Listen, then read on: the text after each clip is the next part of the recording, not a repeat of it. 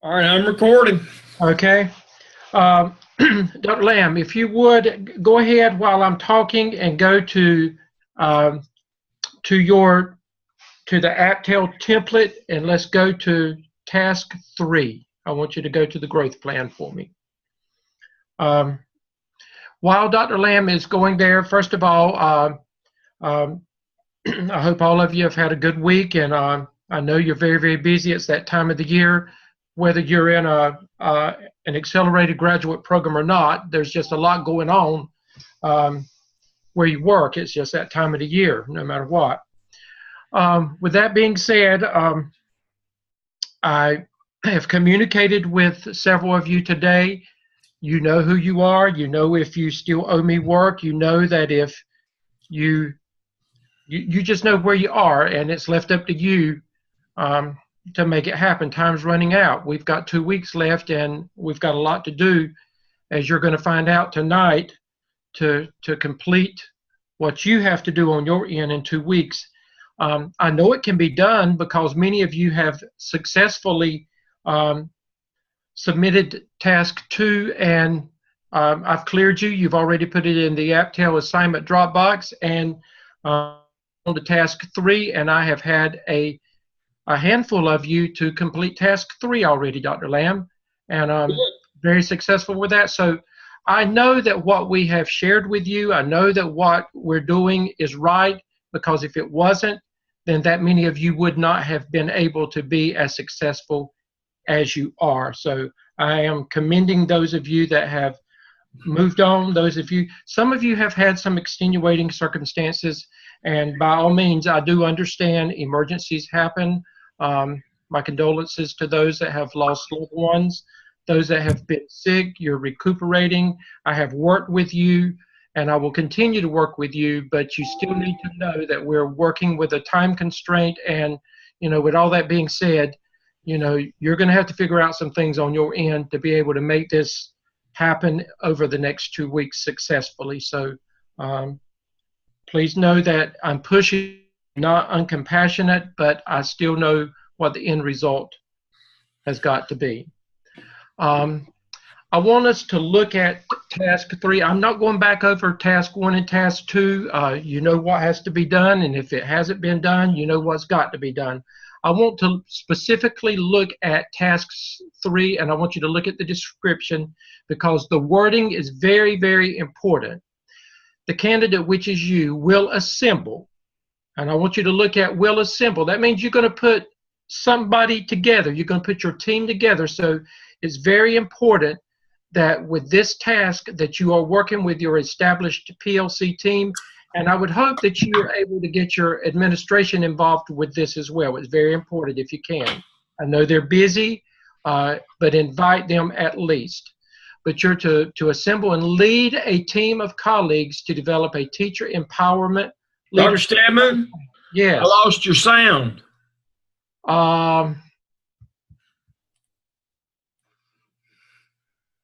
Students, can you hear me? I can't hear you. Heath can hear me. Jody says she can hear me. So I don't know, what do I need to do, Dr. Lamb? Yes, I can hear. Can you hear me now? I feel like a Verizon commercial. Pam said she could hear me. Everybody else? Okay. Technical difficulties. Hold on, guys. Dr. Lamb, I can hear you. Go right ahead, Dr. Stedman. My computer audio paused for some reason. Okay. I don't know why. Okay. But anyway, you're to assemble and lead a team of colleagues to develop a teacher empowerment leadership growth plan. Now, this goes back to what you've already done in task 1 and task 2. Task 1, you did the research. Task 2, you applied the research, and you were to look for a gap in your school as it relates to teacher empowerment and teacher involvement in the entire school. And that's what the task 3 is all about. You're going to look at that gap, and you're going to develop a plan of action that is going to address that gap. So you're not doing it by yourself. It's not an I thing. It goes back to your team. And that's where we get to the prompt. Can you hear me now, Dr. Lamb? I can. Okay, let's go to your prompt. The candidates, now I want you to look, Dr. Lamb has highlighted it in yellow. The candidate you will create an analytical narrative. It's important. First of all, you know a narrative, you're going to write about something. But analytical means that you're going to look deeply into it. You're going to analyze it. You're going to analyze everything that you've done up to this point. That's the whole purpose of this action plan. You're to analyze what does leadership or the lack of, or teacher empowerment or the lack of, what does it look like in your school, and what are you going to propose to do about it? So the candidates will create an analytical narrative that describes the process of assembling a team. You're going to talk about assembling your team of colleagues to develop and present. You're going to develop and you're going to present a teacher empowerment and leadership professional growth plan to your school administration and or the school leadership team. I would think that your school administration would be involved. In fact, I'm going to say I want proof that you have presented this to your school administration. That will be part of your appendices where you prove that you have done that. Using resources and the data that you collected in task 1 and 2, the candidate-led team will utilize multiple digital graphic and presentation tools to create a report that includes the following. Now, your analytical narrative is pretty much laid out for you. You're going to talk about, again, the formulation of your team, and you and your team are going to talk about a vision for positive school environment. You've done all the work now. Now, with your team, your plan of action is how you and your team are going to decide what is the vision for positive school environment. Documentation to support the identified needs, and we've gone through every one of them. You're going to address each and every one of these topics in an analytical narrative format. Once you get through with that, you're going to take everything that you have analyzed narratively and you're going to put it in this growth plan that Dr. Lamb, for the last, 3 weeks, Dr. Lamb, that you've talked about? Yes. Okay. And that is what you and your team are supposed to do. Now, if you do, again, as always, if there's literature references in there, you will need a reference section. You will definitely need an appendices. And again, I've told you before that you should always provide evidence that you are working with a team. And in this, you also must prove that you have presented and that you are, that your administration is aware of this as well. This should be good enough that your administration says, wow, this is something that I want to implement for the 2018-2019 school year, and they should begin looking at this over the summer. Anything else with that, Dr. Lamb, that you can think of that I have missed? Nope.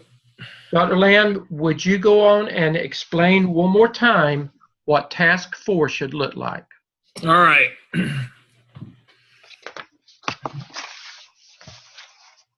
Okay, task 4, let me get this question right quick.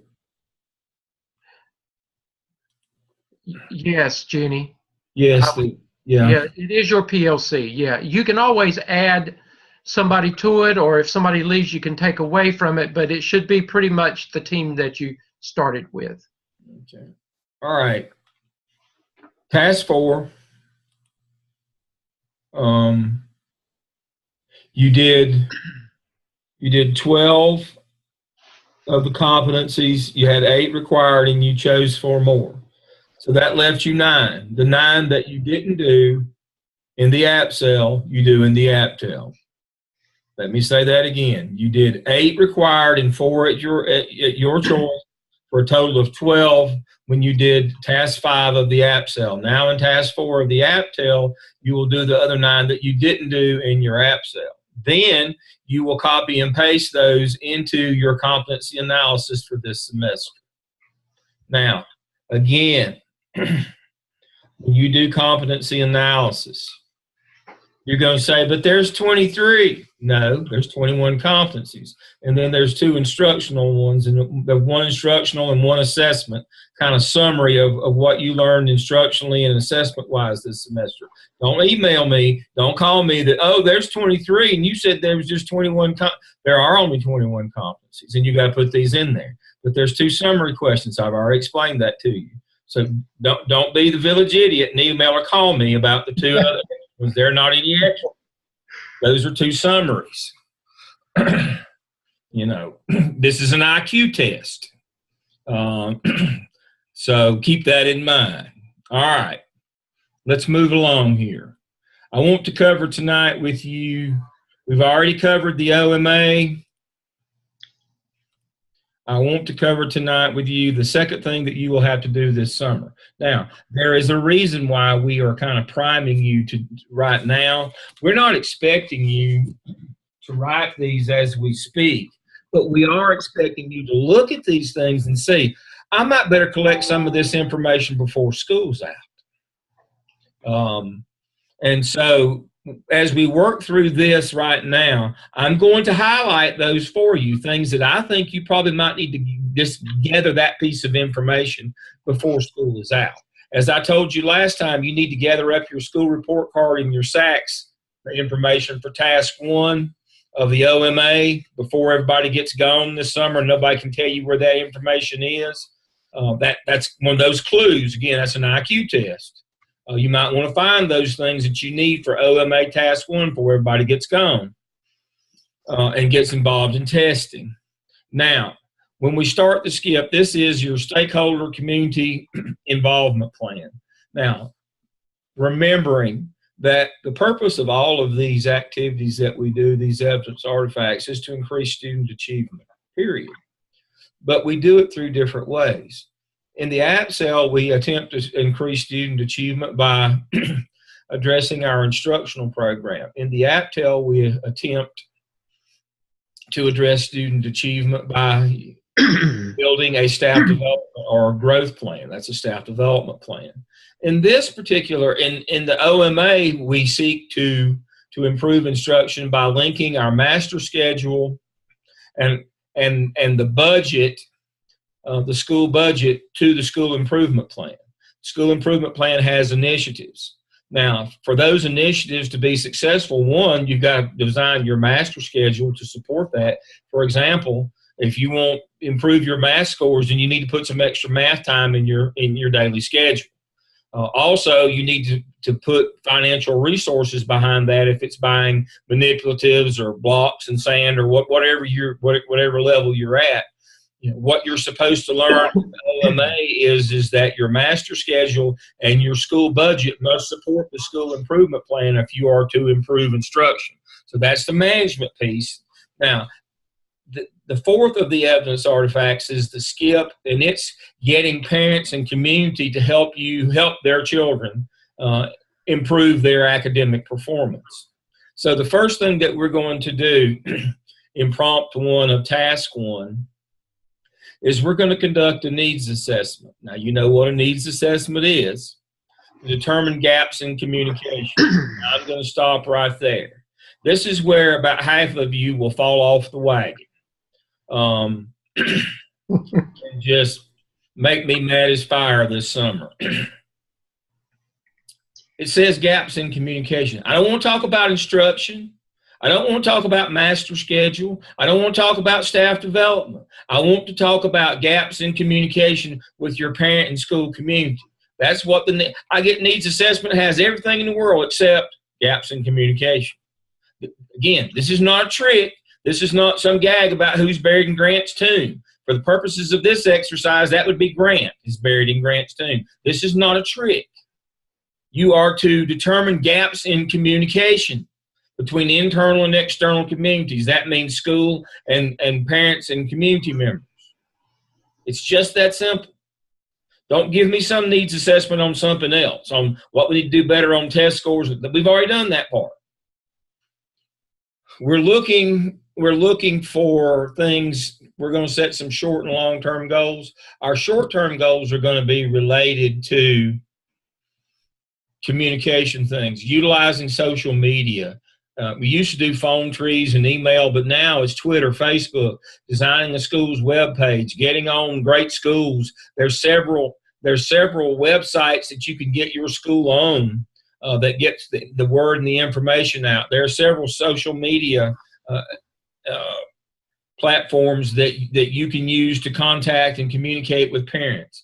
The whole notion here is it doesn't matter what wonderful programs we have at our school, family math night, family reading night, college fair. If nobody knows and nobody shows up, and then we all stand around eating the sandwiches or the chicken that we bought for the crowd that didn't show up. So the first part, the short term is you got to hook them. You got to get communicated. You got to communicate with them. What you find is the majority of parents will say, well, I didn't know about that. Well, they're not going to hunt things. You got to find them on the platform that they use. WhatsApp's a great one. Instagram, Snapchat. You got to find some ways to communicate better with your parents at different times, different ways. And that's what you're going to be looking for, is gaps in communications with your needs assessment. You can go to the Teacher Working Conditions Survey or your district's parent survey.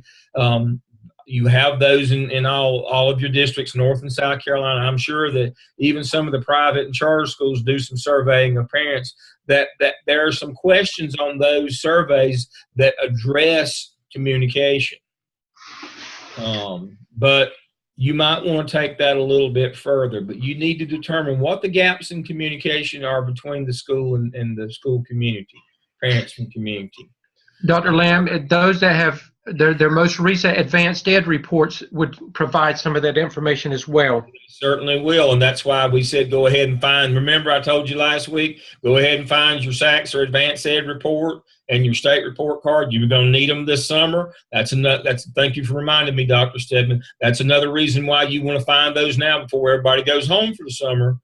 There's some good communication community in your advanced ed report. That's exactly right. That's why I said last week, find it. Don't let people get away before you find that report. All right, so we're going to look for gaps in communication between the internal and external communities and potential opportunities for involvement of these communities in decisions that have a direct effect on the community and schools. The needs assessment should include background description assessment, a clear statement of the purpose of the need. We're looking for gaps in communication. That's the clear statement of the purpose. A list of participants, analysis of the finding, a set of recommendation that identifies avenues of communication that will be established. All right? Tells you we're looking for communication here, folks. And then finally, a set of recommendations that include both short-term and long-term objectives to establish your stakeholder involvement plan. Now, short-term, again, that's on communication. Long-term, that's events. Where when you get them there, you're able to transmit information to them. Let us help you help your child. Here's a math manipulative. Here's a pamphlet. Here's a way to work with your child on this, that, or the other. We have some great events in schools, but attendance is lousy. We're going to work on the attendance piece, and then once we get them hooked, then we're going to get them in and work with them. College day. You say, well, how does a college fare? I've told you before, and I'll tell you again, one of the best skip I ever saw was at Northwest Guilford. Is it Northwest? Yeah, Northwest. It's where Ralph's principal, Ralph Kitley.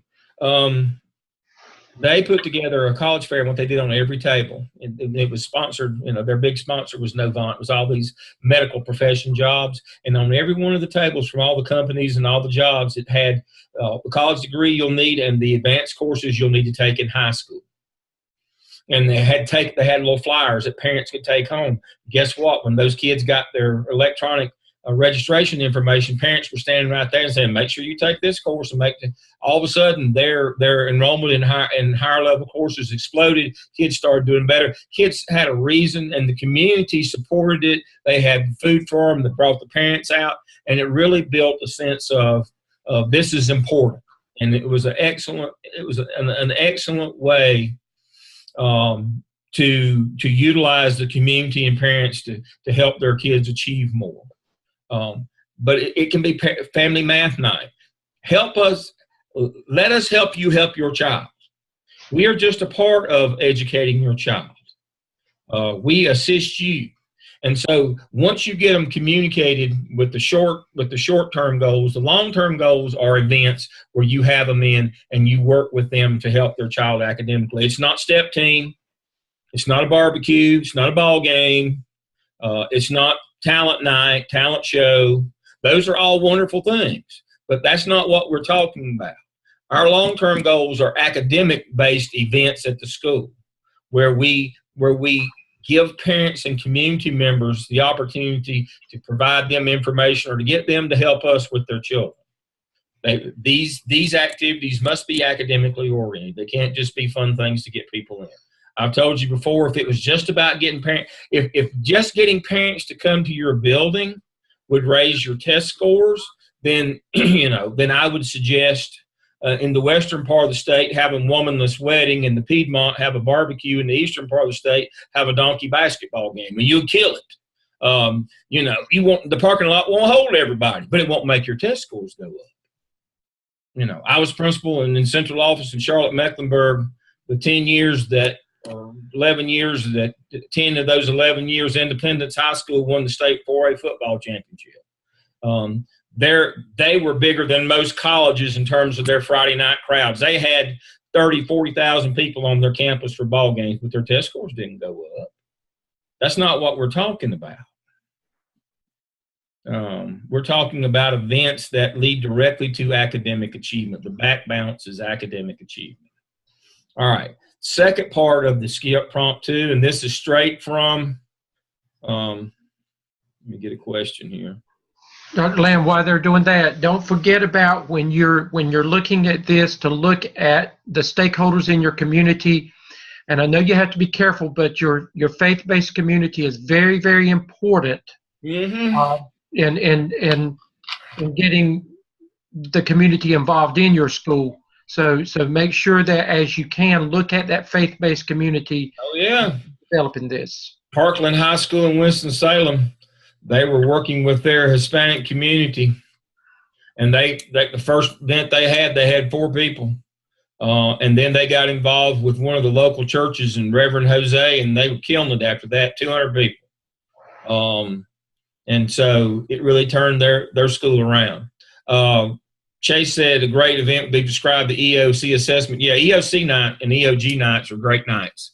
Those are two kind of the standards that I believe every school ought to be doing, an EOC or an EOG night, where you explain the testing process and how important those things are, and making sure your kids go to bed that night and not be out wandering the streets and all that kind of stuff. Yeah, that's a great one. Now, prompt 2 is straight from the Teacher Working Conditions Survey. If your school doesn't have one, I know you have a climate survey in South Carolina. I know that you do. And so what you're going to do now is you're going to look at school leadership. There's a section on there. Now don't drag teacher leadership into this. This is not about teacher leadership. This is about school leadership. You need an assessment of those. You need an assessment of that school leadership. A good starting point would be looking at the school leadership section from Teacher Working Conditions Survey. And again, background, organization of the setting, participants, an organizational analysis, a detailed description, procedures used for data collection and analysis, recommendations for the school improvement plan. So what you will do, is you will determine the strengths and weaknesses of school leadership, and you'll make some recommendations to address the weaknesses. Now, this gets a little personal sometimes. You know, we're all grown people, though. So sometimes the information's not good, and but you need to set a recommendations to improve the weaknesses from school leadership. Do not use teacher leadership. All right, skip test 2. We're simply going to figure out what resources it's going to take to do your short and long-term goals and your leadership recommendations. Usually, it doesn't take anything for the leadership recommendation in terms of human or fiscal resources. Normally, it's just your short and long-term goals. For example, you may need money to buy a WhatsApp account. You may need money for website development. You may need money for buy hot dogs for family math night. That's what we're talking about. So what you're going to do is you're going to figure out what funding is necessary to accomplish your short and long-term objectives. And you have to do your human capital as well. I mean, who's going to do it? Dr. Lamb, summarize it in a graphic organizer. Yeah. Dr. Lamb, unless it's changed, just remember, if you are a Title I school, 1% of that budget has to be used for parental involvement.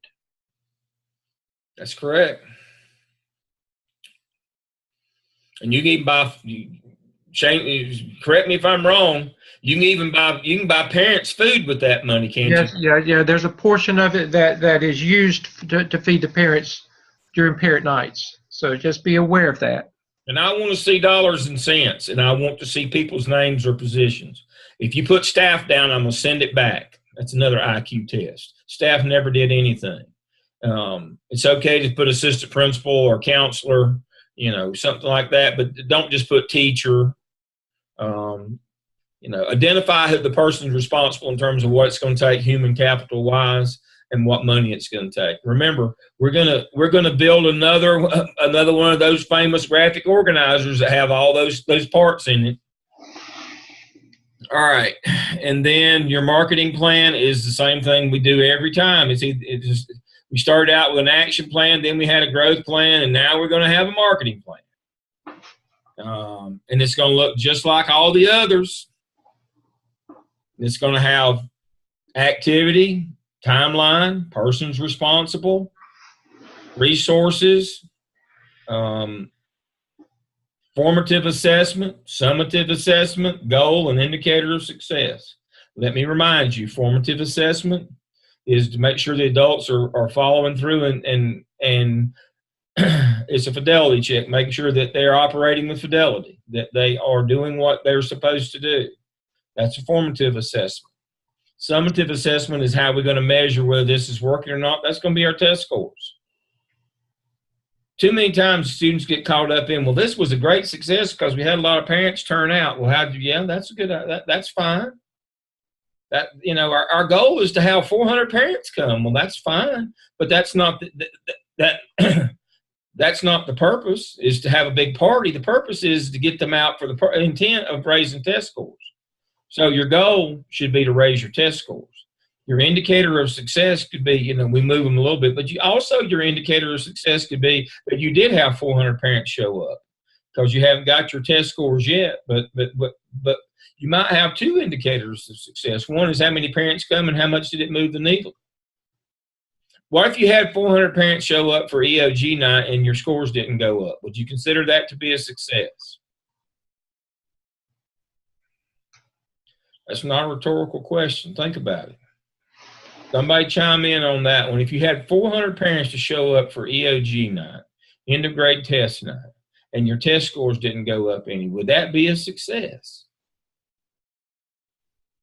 Let's see. Who's the first one on the chopping block here? Kimberly. Kimberly was the first one. Kimberly said no. And Tamara said, well, it's a step. And Lindsay said yes. And Gretchen said, no growth, no success. Well, what you're going to find out if you're in public school, and I think even in charters and privates, if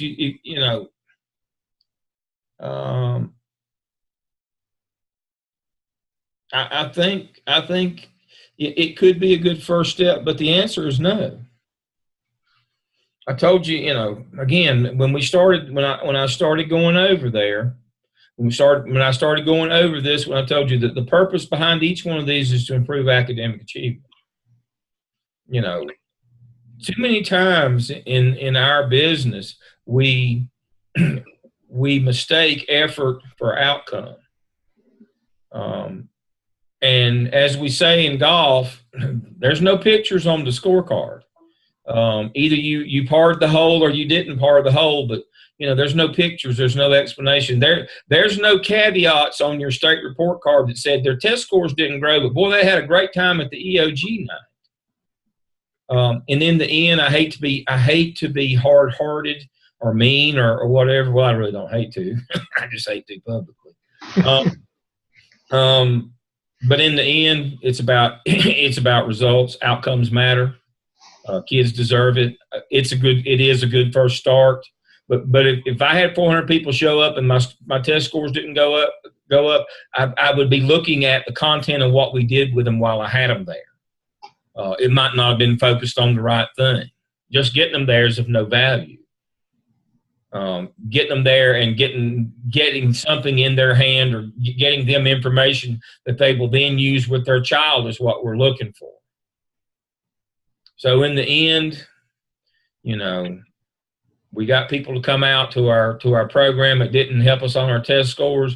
We're going to have to figure out the content of what we presented to them. But no, it's not a success if your test scores didn't go up. I hate to be the bearer of bad news, but when you get that first 2-year principal contract and you have a couple down years test score wise, it doesn't matter how hard you work. They won't renew your contract. That's just the way of the world. We live in a state or states, both of our states, that are near the bottom in education funding, but they are really big into high stakes testing and holding people accountable that had nothing to do with the situation that they were in. We want somebody else to be accountable.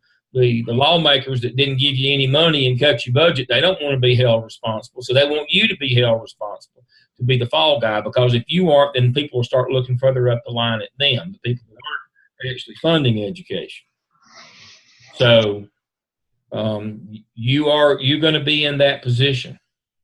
If you don't show growth academically, if you're not moving the needle, you're not going to be, you're not successful, and you aren't going to stay around. You aren't going to make it. So in the end, we want to see that happen. So again, you're going to put your marketing plan together, and then you will do your competencies again. You will do 12. You will do 12 of those. Or again, I suspect you'll do 9. If you do 12 in your OMA, you'll do 9 here, the same as you did this semester. It's 12 and 9 again. So that's it. Again, let me point out to you the places where you can make a wrong turn. And the very first thing, the wrong turn is you look at something. Your needs assessment's not about communication. It's about community. It's about student conduct. It's about test score. It's only about gaps in communication. Second place you go wrong is you look at everything except you're afraid to look at school leadership because principal might be mad. You look at teacher leadership. That's wrong. Third place where we go off the rails is when we do our resources, we just say, well, we'll have staff do that. That's what it's going to take, and we'll just say funds will come from here, or funds to be. I want dollars and I want people there.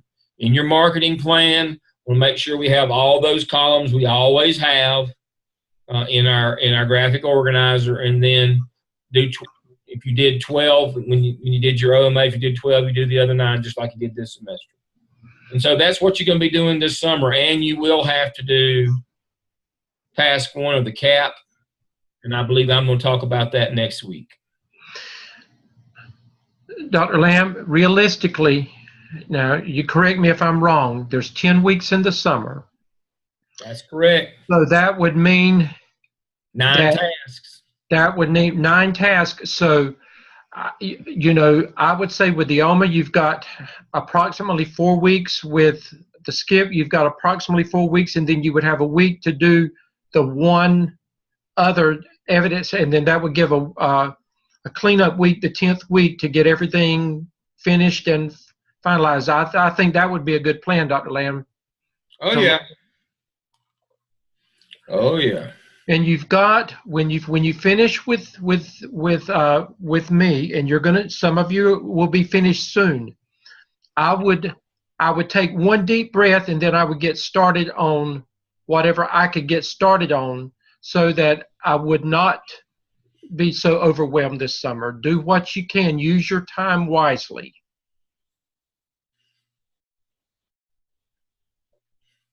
Dr. Lamb, that's all I've got to say.